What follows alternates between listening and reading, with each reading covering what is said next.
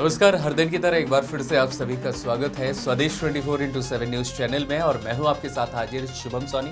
Bulletin में शुरुआत करेंगे खास खबरों के साथ। दुर्ग में भीम आर्मी भारत एकता मिशन ने छत्तीसगढ़ स्कूल शिक्षा विभाग के उस आदेश का विरोध किया है जिसमें शासकीय और निजी विद्यालयों में गायत्री मंत्र, सरस्वती वंदना, गुरु मंत्र और शांति मंत्र सहित अन्य धार्मिक गतिविधियों को अनिवार्य करने के निर्देश दिए हैं। संगठन ने दुर्ग कलेक्टर के माध्यम से प्रमुख सचिव स्कूल शिक्षा को ज्ञापन सौंपकर इस आदेश को तत्काल निरस्त करने की मांग की है। मंगलवार को बड़ी संख्या में भीम आर्मी के पदाधिकारी और कार्यकर्ता कलेक्ट्रेट पहुंचे, जहां उन्होंने शिक्षा विभाग के आदेश के खिलाफ प्रदर्शन करते हुए ज्ञापन सौंपा। संगठन ने कहा है कि प्रदेश के सभी सरकारी निजी विद्यालयों में धार्मिक स्वरूप की गतिविधियों का अनिवार्य करना संविधान की धर्मनिरपेक्ष भावना के विपरीत है। भीम आर्मी ने अपने ज्ञापन में कहा कि भारत का संविधान सभी नागरिकों को समानता, शिक्षा और धार्मिक स्वतंत्रता का अधिकार प्रदान करता है।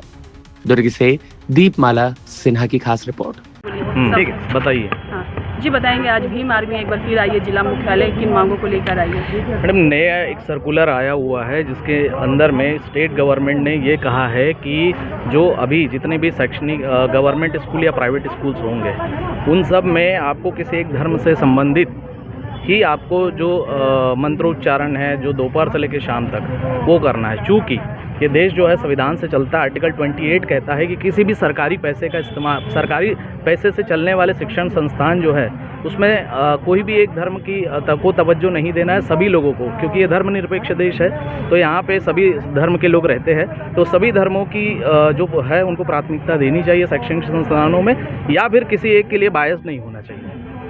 ये जो आप कह रही हैं कि एक स्पेशल समुदाय के लोगों को प्राथमिकता दी जाती है, लेकिन इससे पहले भी जो है सरस्वती वंदना की जाती थी। सभी स्कूलों में सरस्वती वंदना हो गई या अन्य जो गीत हो गए ये गाया जाता था, तो उस समय आप लोगों ने ऑब्जेक्शन नहीं किया। अभी ऐसा क्या कुछ खास है जो आप लोग ऑब्जेक्शन करें? देखिए मैम, बात ऐसी है कि सरस्वती वंदना से हमको कोई परेशानी नहीं है। परेशानी हमको इस बात से है कि जो एक नया सर्कुलर आया जिसमें सुबह से शाम तक के आपको एक अलग अलग मंत्रों से जो स्कूल में बोला जा रहा है, अगर आपको कोई आपत्ति नहीं है तो सभी धर्मों में अलग अलग, सभी धर्मों में अपने अपने तरीके के मंत्र वगैरह है।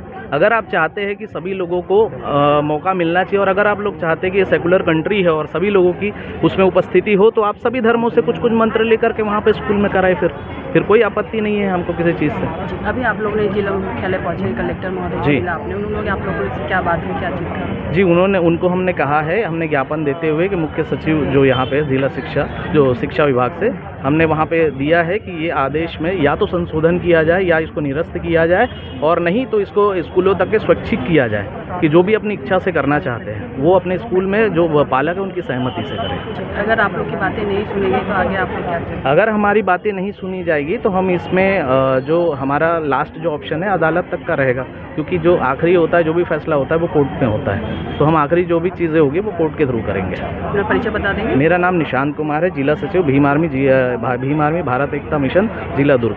जी, बताएंगे। भीम आर्मी आई है, किन मांगों को लेकर आई है, क्या मांग है आप लोगों की? हमारे जो शिक्षा मंत्री हैं गजेंद्र यादव जी, लगता है उनका जो दिमाग है थोड़ा खसका हुआ है, ठीक है, क्योंकि जो शिक्षा संस्थान होते हैं उसमें संविधान के अनुसार चाहे आर्टिकल 14 हो, 28 हो, 25 हो, कोई भी हो, उसमें हमारा मौलिक अधिकार दिया हुआ है, ठीक है। और उसमें किसी भी शिक्षा संस्थान में धार्मिक चीज़ों को महत्व नहीं दिया जाता। यदि आप इसमें कह रहे हो, यहाँ पे आदेश मिला है मुझे कि सुबह प्रार्थना के समय दीप मंत्र, सरस्वती मंत्र, गुरु मंत्र, उसके बाद मध्याह्न भोजन में भोजन मंत्र और संध्या के समय में राज्य गीत, गायत्री मंत्र और शांति मंत्र। बच्चे यहाँ पे पढ़ने जाते हैं कि मंत्र का उच्चारण करने जाएंगे? मुझे बताओ, यदि इसको लागू कर रहे हो तो संविधान को क्यों यहाँ पे लागू नहीं किया गया? संविधान भी पढ़ाया जाना चाहिए, ये तो आपने किया नहीं। आपको जो अच्छा लगा, जो मनुवाद है, उसको आप स्कूल में घुसा रहे हो। ये हम बिल्कुल भी भीम आर्मी बर्दाश्त नहीं करेगा। इस बात को गजेंद्र यादव जी आप ध्यान से सुन लीजिए।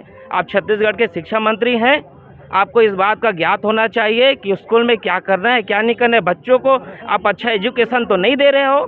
आज आप सरकारी स्कूल का जो शिक्षा स्तर है बहुत ही गिरा हुआ है, आप पहले उसको सुधारिए।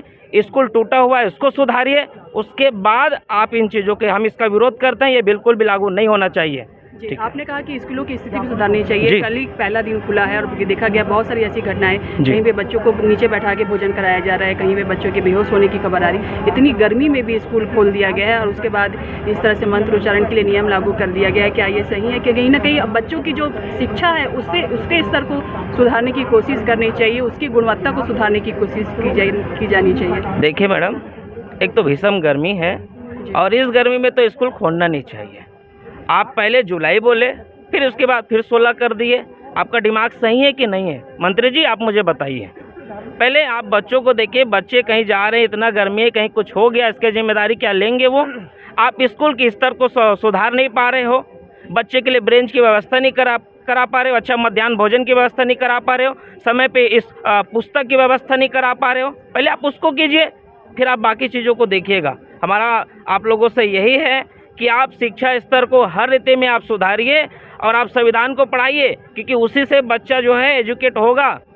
ये आपके मंत्र संत्र से बच्चा एजुकेट नहीं होगा। इसमें सिर्फ मनुवादी विचारधारा को आप थोप रहे हैं। बिल्कुल हम इसे बीमारी बर्दाश्त नहीं करेगा। आप सिर्फ मंत्रों के उच्चारण का ही विरोध कर रहे हैं क्या? इसके पहले जो राष्ट्रगान, राष्ट्रगीत और वो सब जो नियम है उनका विरोध नहीं है? वो हमारा देश का है मैडम। राष्ट्रगान, राष्ट्रीय गीत ये हमारा संवैधानिक अधिकार है।